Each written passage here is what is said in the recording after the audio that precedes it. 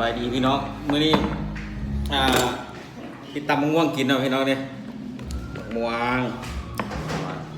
มาแซ่บเหมือนกันพี่น้องนะตอนนี้ปักก่อน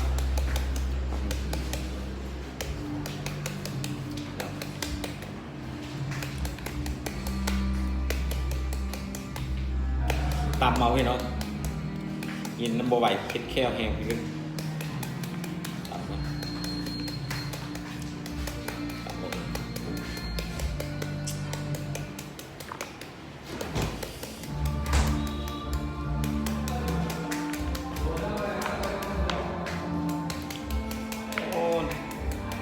สุดเงิน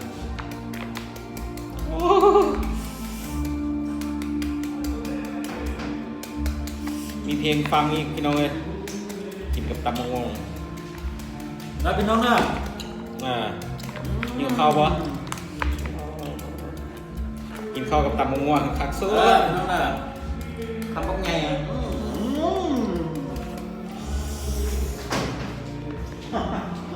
ปักแบบนั่นเลยพี่น้อง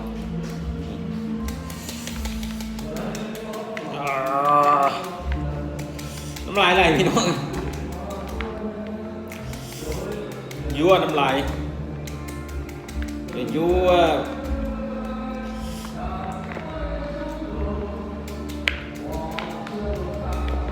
โอ้ที่เบิร์ดพวกนี้นะห่วยพวกนี้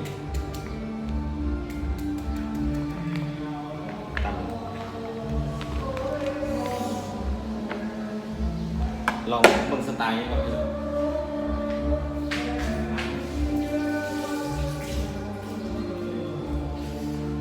ตอนใหญ่พูดลองตัวนี้เอาสไตล์นี้เอาสไตล์นี้เอา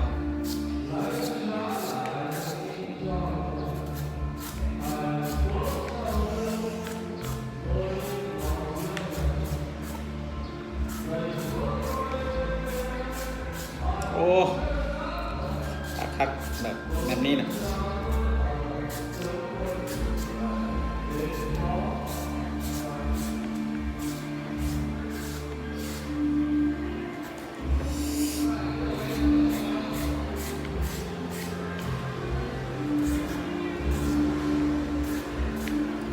เพลงก็ม้วนอ่ะ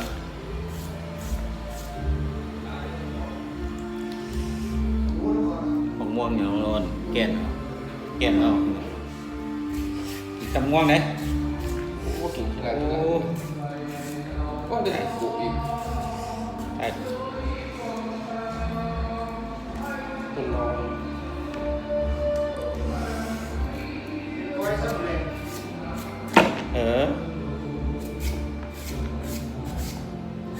เอามีดซอยแสบก่อนฟังแล้วเดี๋ยวมีดตอนไหนพูดเราเรียน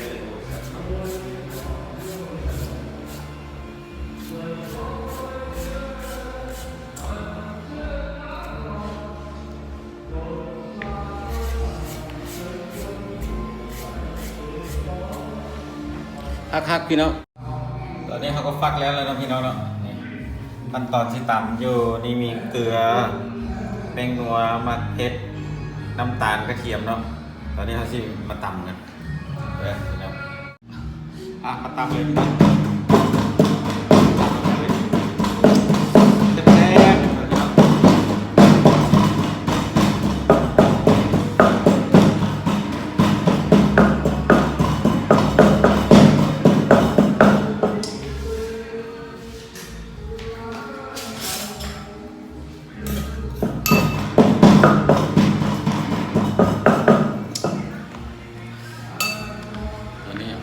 ม่วงเสร็จแล้ว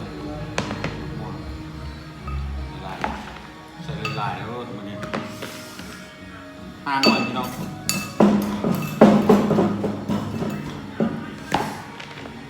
ใส่หมดเลย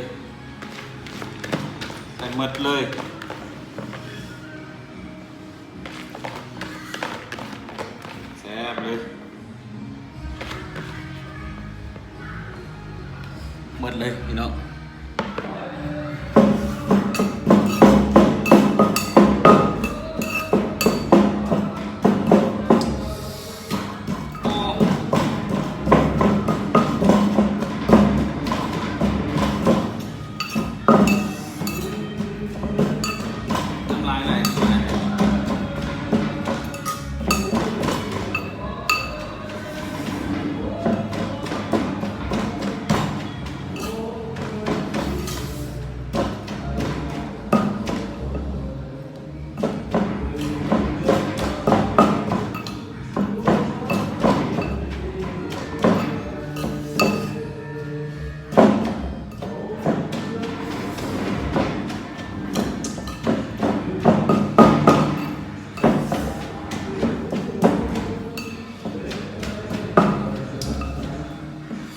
ตาลใส่กันนะเนาะ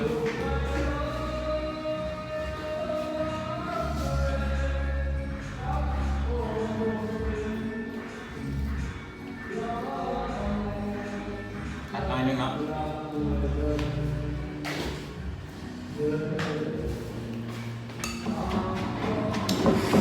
โอ้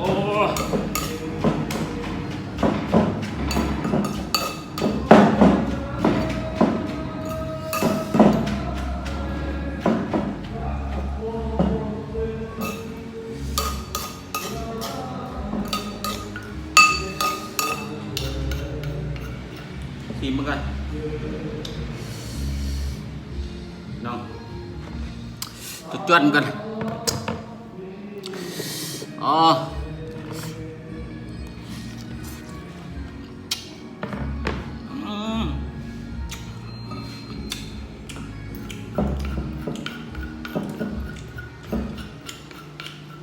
โอ้ย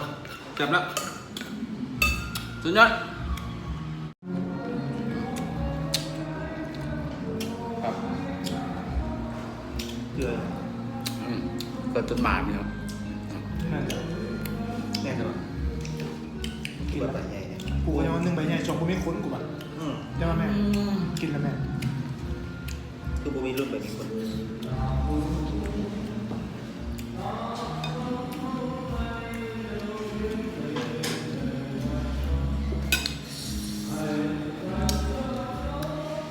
ปั่นแบบนี้เขาบอกเก็บแคล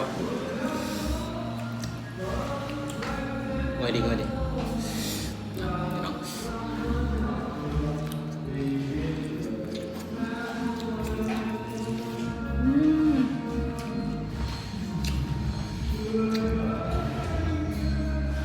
เสื้อไฟที่เขาเบิ่งอะไรวะ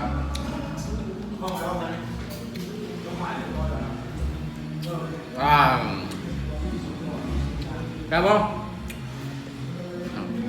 ทำง่ายๆเลย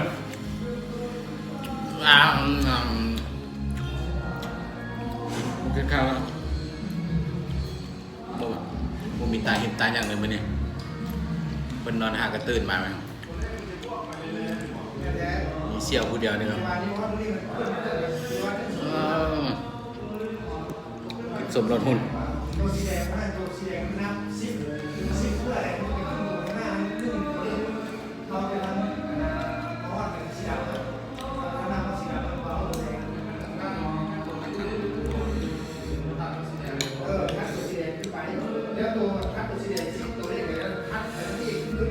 อันนี้เขาตำเนาะใส่น้ำปลาเนาะใส่น้ำปลาใส่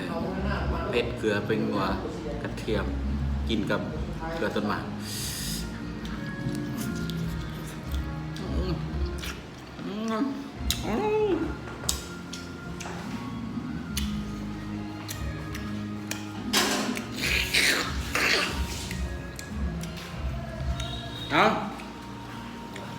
เอามาจับโอ้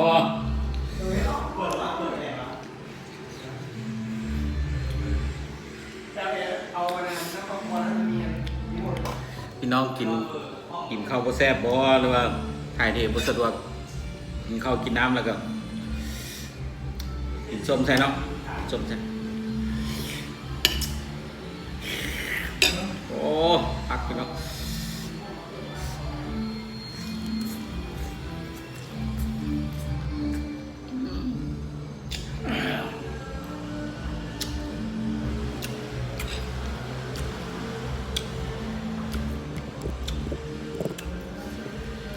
แซ่บ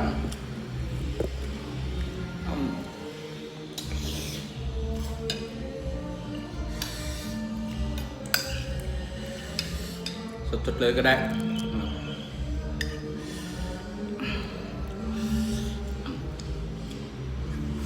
เผ็ดพี่น้องเหือแต่ละ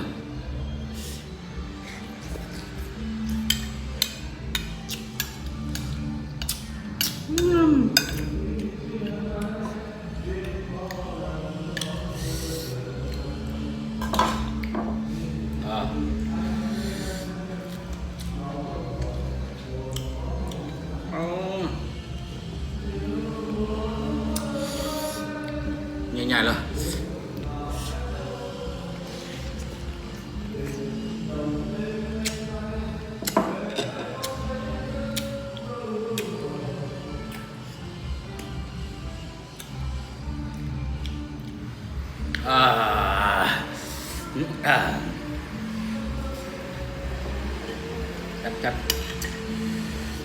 มังเนาะเสื้อเนี่ยอันนี้ผ้าแพรซื้อมากับเสื้อเลย สัตว์โดด อยู่แบบสบายๆเนาะพี่น้องอยู่ไม่มีความสุข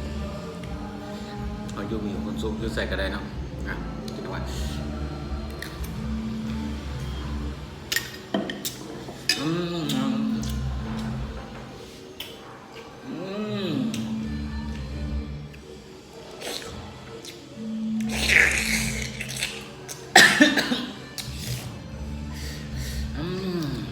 ครับเอามาเลยพี่น้องยัง3 คำสมใจอยาก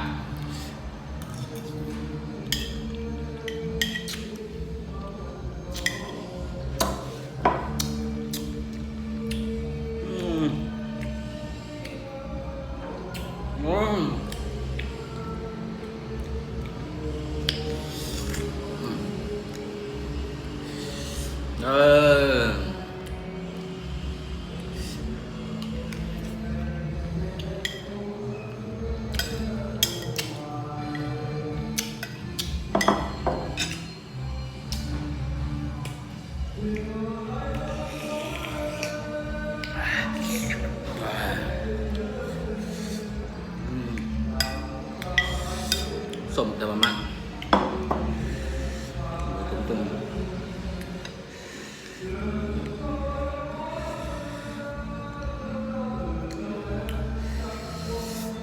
มือพ่อแม่ให้มาใส่ได้ทุกอย่างเนาะคำสุดท้ายขอบใจพี่น้องที่ติดตามหรือว่ากดไลค์กดแชร์ขอให้สุขภาพแข็งแรงเจริญรุ่งเรืองในหน้าที่การงานเด้อผู้ใดกินข้าวบ่แซ่บหรือว่าถ่ายเที่ยวบ่ดีก็กินส้มแซ่บพี่น้องแนะนำกินส้ม